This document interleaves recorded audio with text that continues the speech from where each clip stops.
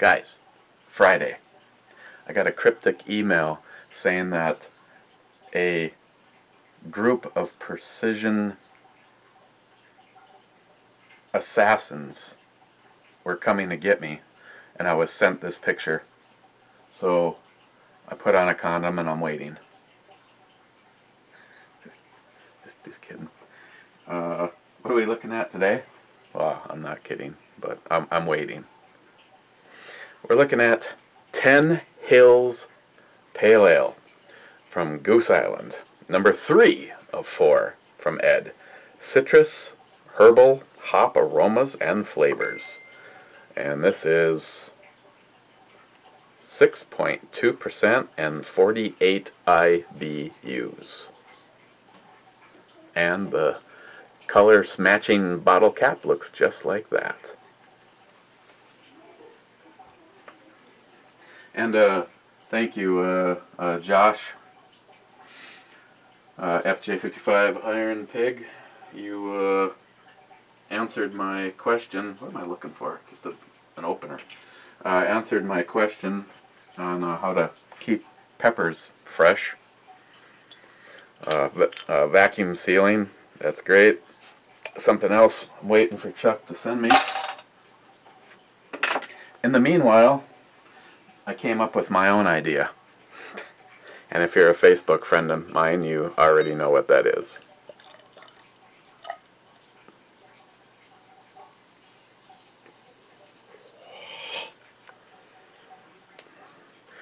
Well, it has a nice deep color.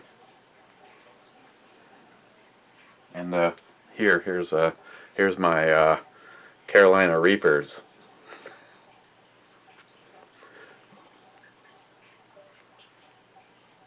I think that'll probably keep them. I got rid of the last of the Crystal Skull. This is actually, I don't remember what it is. It's not quite as good as Crystal Skull, but I thought the decanter would look great with Carolina Reapers floating in it. So I'm not exactly sure how long they need to be in there to infuse, but one of my favorite places, like I said, they make a Pretty Wicked Bloody Mary, and the whole container has them in it. But I know they also go through it rapidly, so they probably don't marinate as long as they possibly could. But I'll have to see. And it'd be really cool if my Ghost Pepper or my Carolina Reaper continue to produce. I have no idea how that works. I know the Carolina Reaper produced all those peppers and probably 4 other ones that I used, and the Ghost Pepper, that probably also had about 10 on there. There's 1 on there now I need to pick, and then it's all over. So yeah, it has a citrus herbal aromatic hoppy kind of smelly thingy, or a little something that I call beer. Cheers, guys.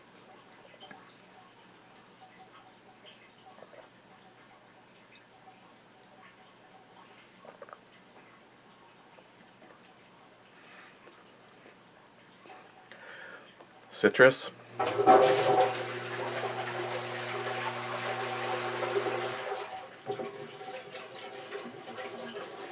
I knew I forgot something.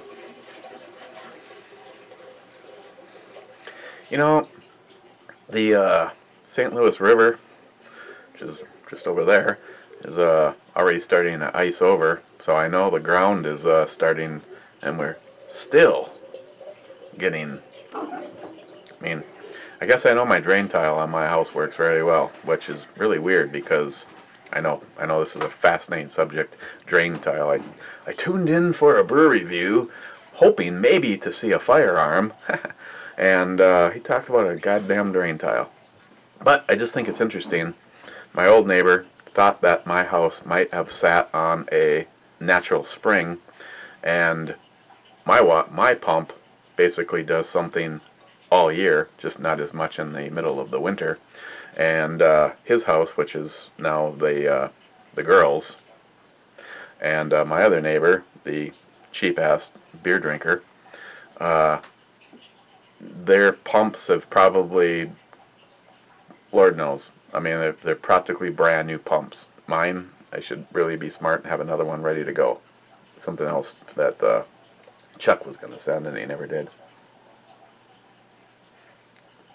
I've come to the conclusion that Chuck isn't very reliable, is he? What a dick. Yeah, you get a citrus hit up front, kind of a little bit of a charge. It's got kind of a roasted caramel, almost subtle butteriness to the herbal aspect of it. It has that little bit of a citrus kind of kicker at the beginning and just kind of tapers off into the rest of the flavors and ends with the fairly light IBU setting. It's very drinkable, very smooth.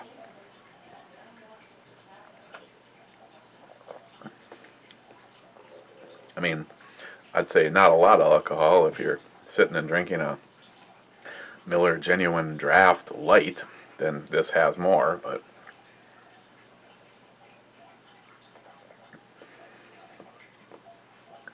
a little bit more on the citrus side than a lot of pale ales that I've had, but not too much more.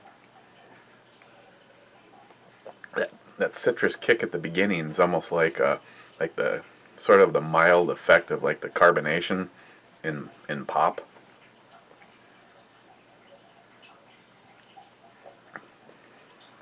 Again, because of that, it stays a little bit more edgy than some pale ales. But if you like a pale ale with a little bit of an attitude, or you like a mild IPA,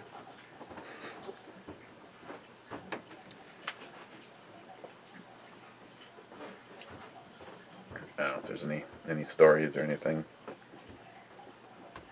Will remain brewery fresh for 180 days.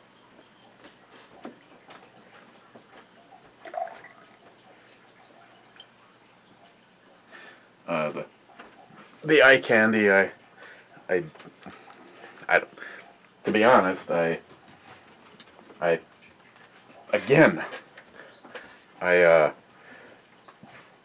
guess sometimes it just takes actually using something that you initially maybe didn't think you'd like. Talking about the JP Enterprise grip. I thought it was kind of narrow. I mean, I have a larger hand. Just makes it easier to find my. Okay. I didn't initially really like it, and I think I shot Christopher's 556 JP Enterprise like 3 or 4 times, and that was it. But out at the shoot this year, I had more opportunity to put more down range through Johnny C308, Johnny's rifles, and he puts the JP on everything he can put the JP on, and it was just like, I just really like the feel and the control and the finger grooving.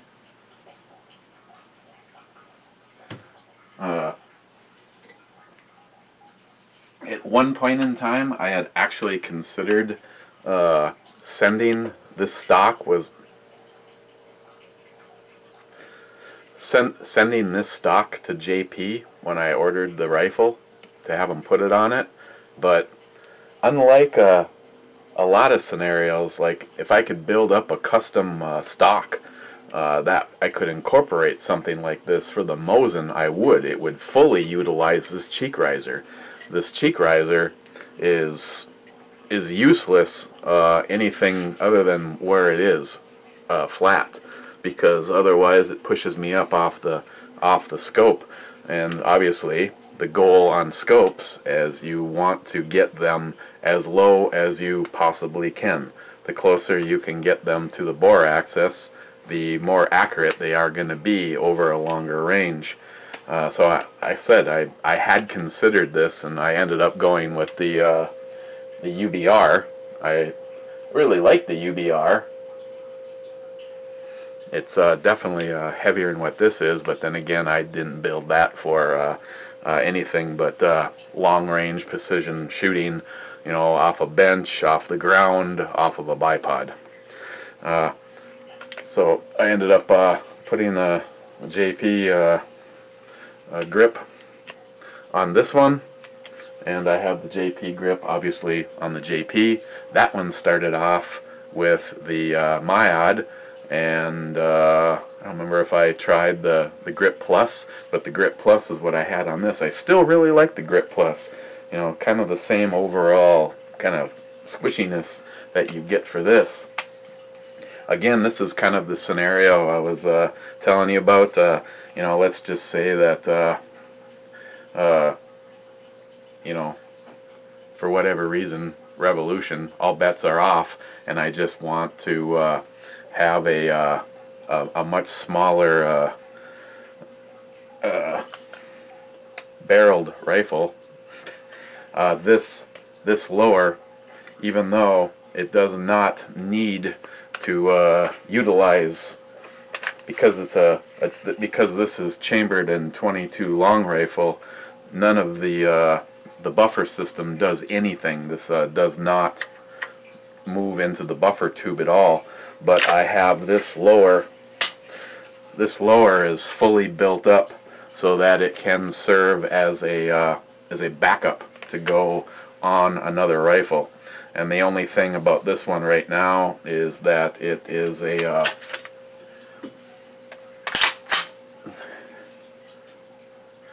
much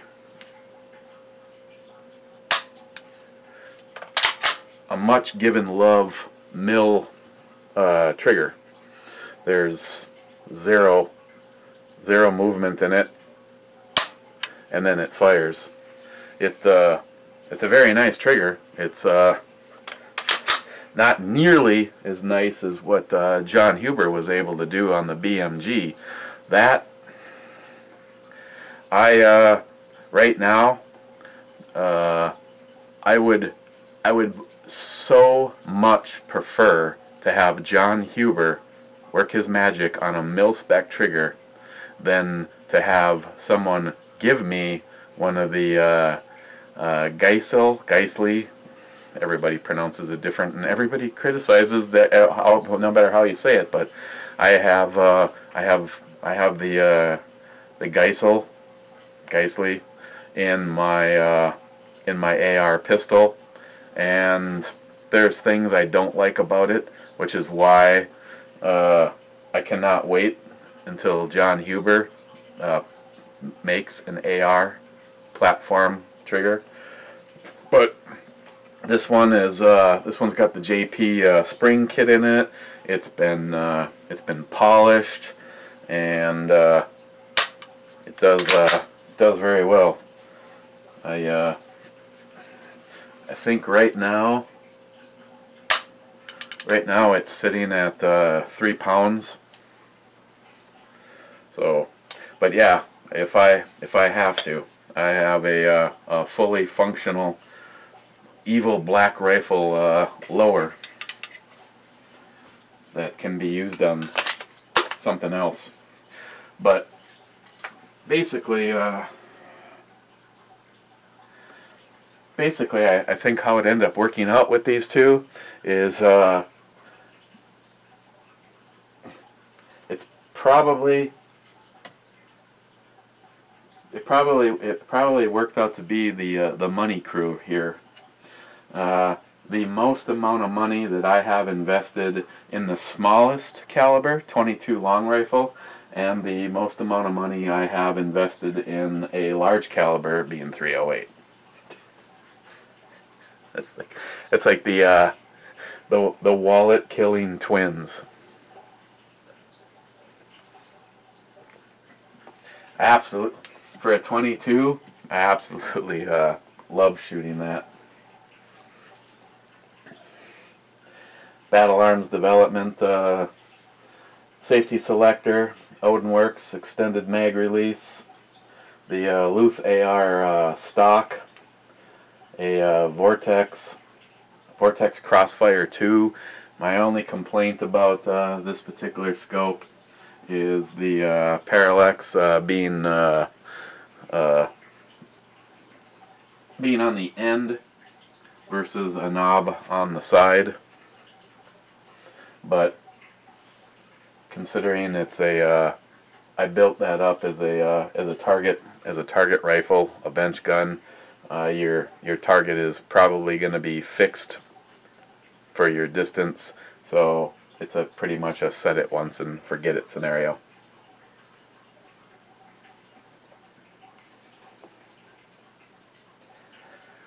Oh,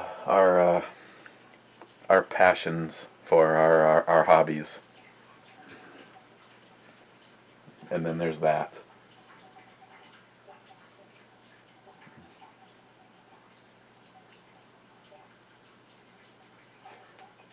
Not to say that it's unexcusable, but I have no idea how many times I have looked at that picture and just realized that they are actually standing in front of a Lamborghini.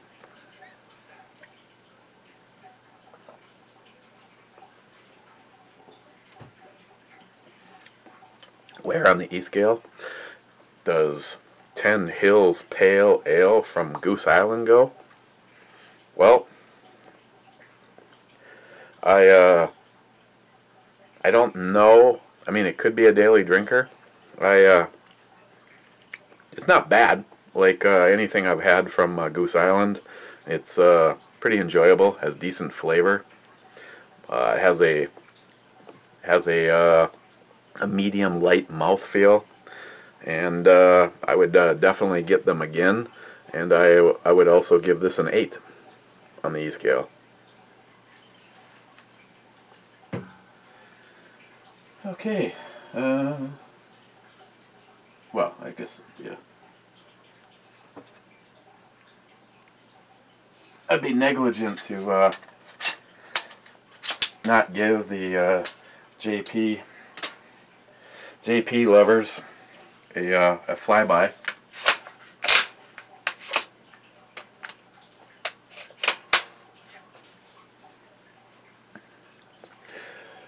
And those, again, over here, that want my my honest viewpoint, I think that for how this looks, the Atlas is what needs to be on this rifle. I mean, seriously, it's black, and it has shiny silver stuff that matches the barrel. Nothing against any of the stuff that I do sponsorship wise, especially for John Huber. I have more respect for that gentleman. I'm honored to call him a friend, and if he wants to sell brakes and triggers and bipods and super chronographs, I am willing to help him all day long as the stuff is legit. And it is. The bipod is insanely awesome. I agree. I could have 2 of these. Or one of those.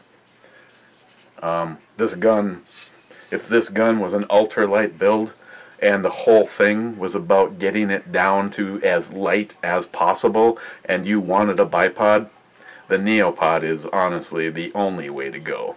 On here, I like the hardcore, and just,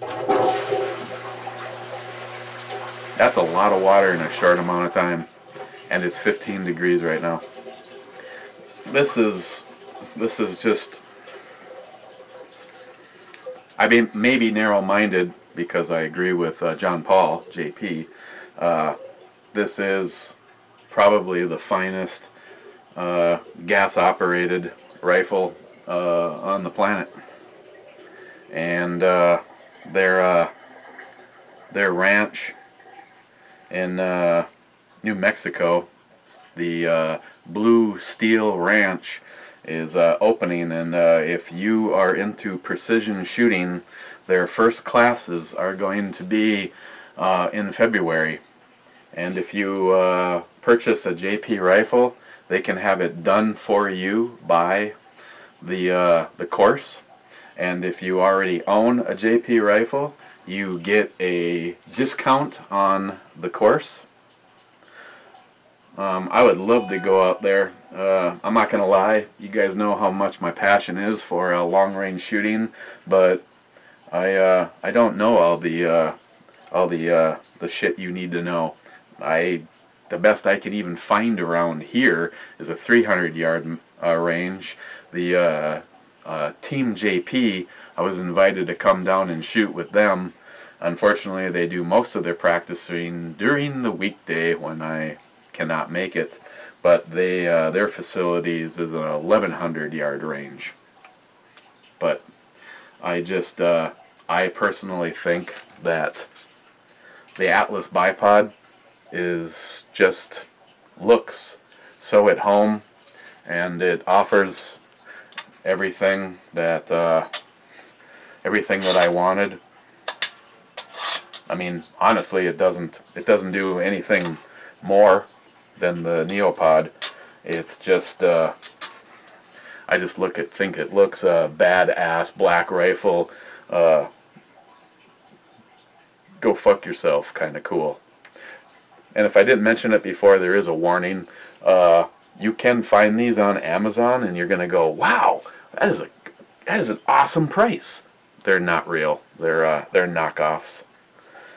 So, but yeah, the flyby made it as far as the bipod. Cryo Froze Match 308 rifle. And like I said before, that is threaded on there.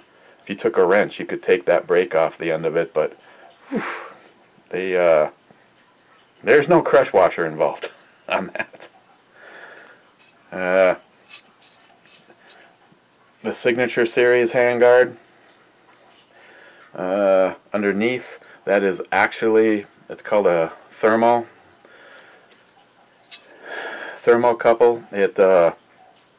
It's on there to a thermodissipator. Sorry, it is actually you can remove that, and they offer them in different colors. I just like the blue. That just helps to take the heat away from the barrel. And of course, just because I wanted to one-up Christopher, I paid for the presentation grade, which is everything that's silver instead of being black is silver. And then the extra love and polishing, I call it the Travis treatment that they did to the barrel. Ambi fire control, side charger, low mass bolt carrier. It has the silent capture buffer spring in it, or assembly. It's a one piece. The Armageddon roller trigger, and this one is set at 3 3¼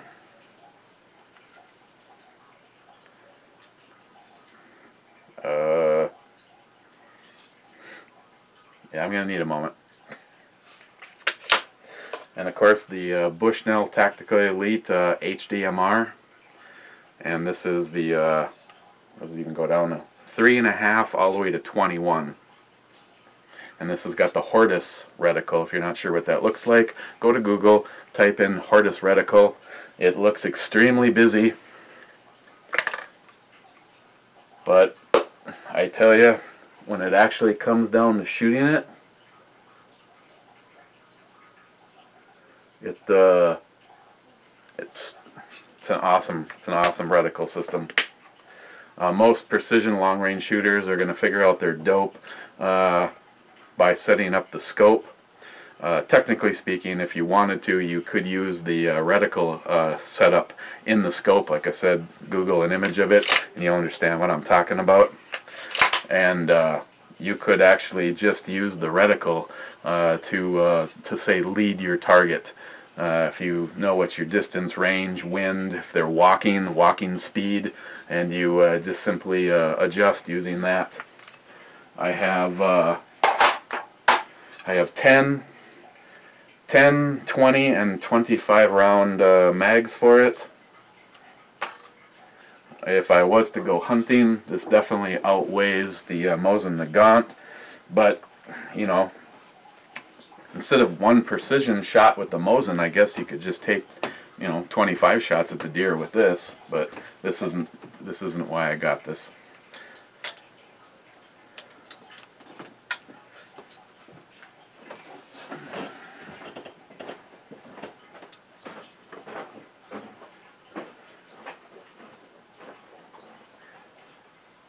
Oh, it's freezing down here.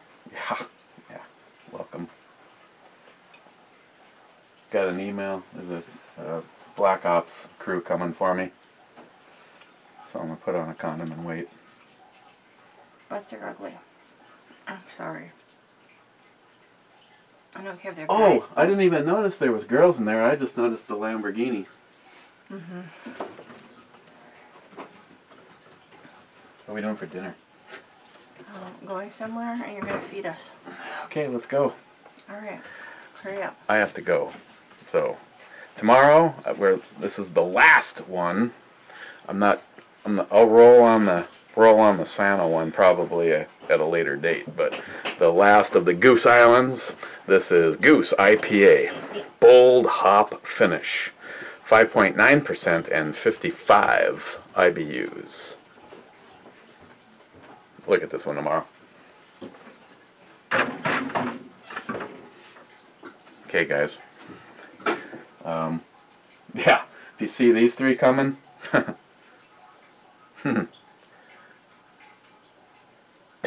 it's all in the wording, isn't it?